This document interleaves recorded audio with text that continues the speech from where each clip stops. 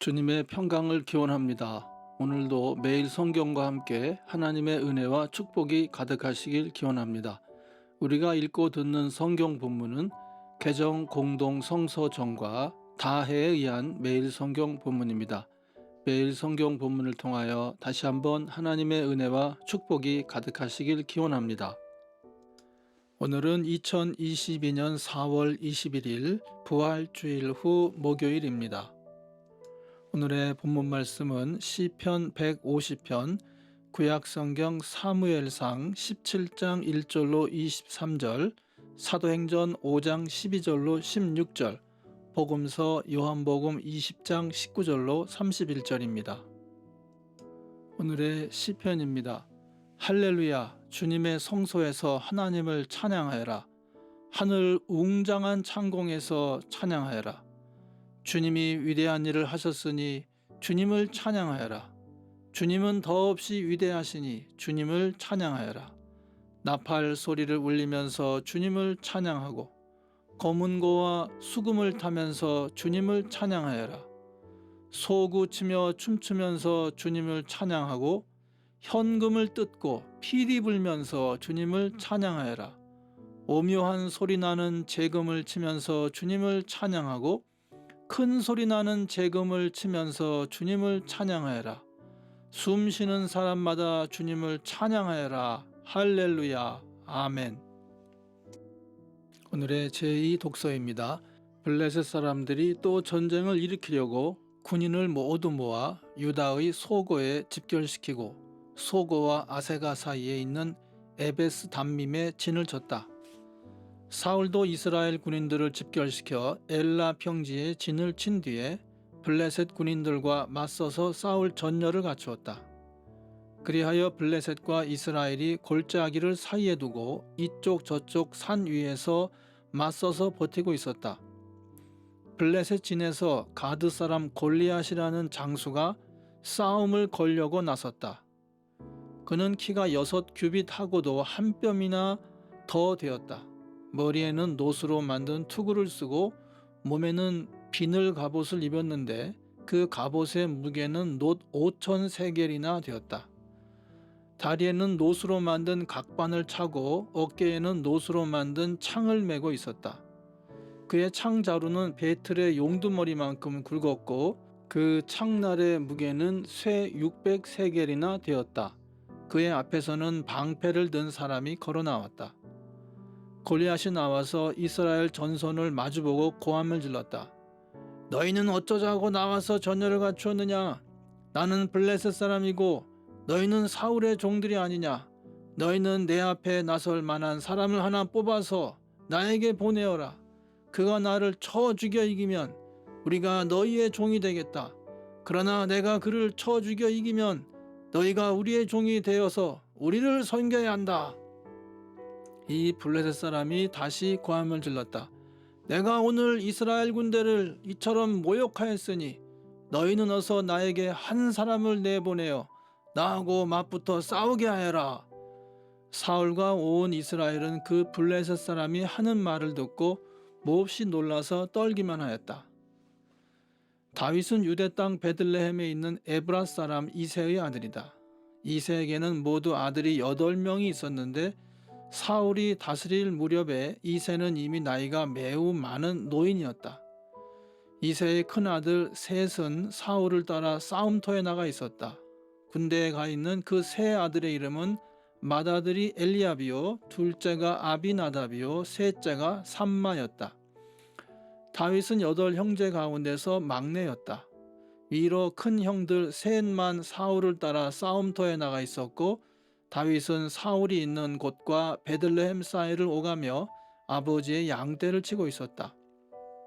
그 블레셋 사람은 아침 저녁으로 가까이 나와서 계속 싸움을 걸어왔고 그런 지가 벌써 40일이나 되었다. 이때 이새가 자기 아들 다윗에게 일렀다. 여기에 있는 볶은 곡식 한 에바와 빵 10덩어리를 너의 형들에게 가져다 주어라. 너는 그것을 가지고 빨리 진으로 가서 너의 형들에게 주어라.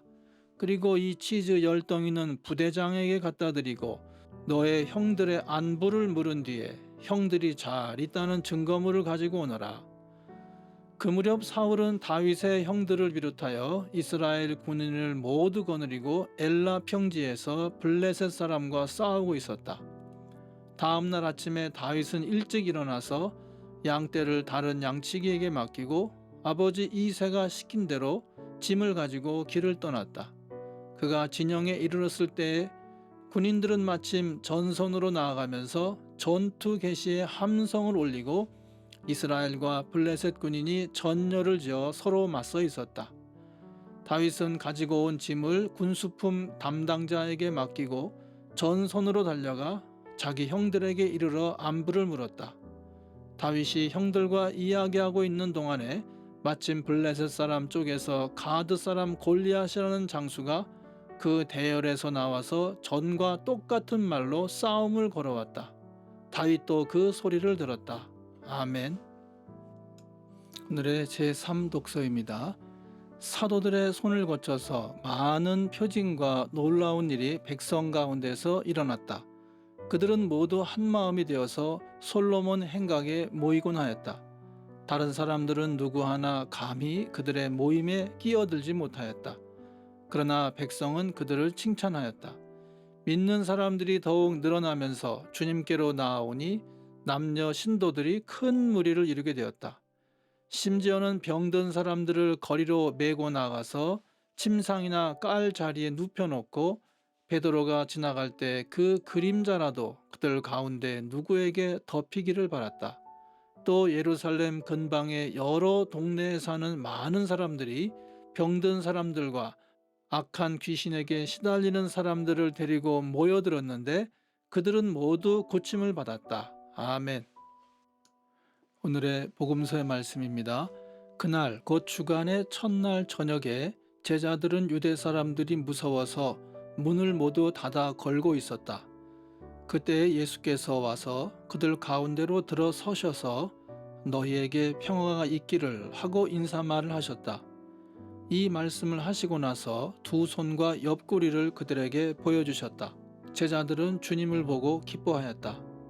예수께서 다시 그들에게 말씀하셨다. 너희에게 평화가 있기를 빈다. 아버지께서 나를 보내신 것 같이 나도 너희를 보낸다. 이렇게 말씀하신 다음에 그들에게 숨을 불어넣으시고 말씀하셨다. 성령을 받아라.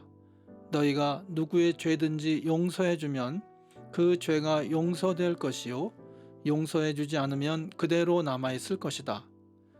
12 제자 가운데 하나로서 쌍둥이라고 불리는 도마는 예수께서 오셨을 때에 그들과 함께 있지 않았다.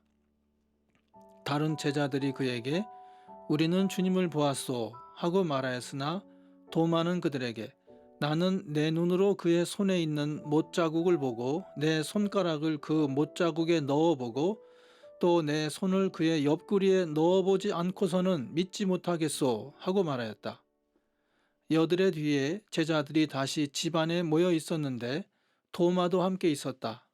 문이 잠겨 있었으나 예수께서 와서 그들 가운데로 들어서셔서 너희에게 평화가 있기를 하고 인사말을 하셨다. 그리고 나서 도마에게 말씀하셨다. 내 손가락을 이리 내밀어서 내 손을 만져보고 내 손을 내 옆구리에 넣어보아라. 그래서 의심을 떨쳐버리고 믿음을 가져라. 도마가 예수께 대답하기를 나의 주님, 나의 하나님 하니 예수께서 도마에게 말씀하셨다. 너는 나를 보았기 때문에 믿느냐? 나를 보지 않고도 믿는 사람은 복이 있다. 예수께서는 제자들 앞에서 이 책에 기록하지 않은 다른 표징도 많이 행하셨다. 그런데 여기에 이것이나마 기록한 목적은 여러분으로 하여금 예수가 그리스도요 하나님의 아들이심을 믿게 하고 또 그렇게 믿어서 그의 이름으로 생명을 얻게 하려는 것이다. 아멘. 이것이 오늘 우리에게 주신 하나님의 말씀입니다. 하나님께 감사드립니다. 오늘도 주님의 사랑과 은혜 그리고 축복이 충만하시길 기원합니다. 주님께서 인자하심으로 여러분에게 얼굴을 드시고 평강 주시기를 기원합니다. 아멘.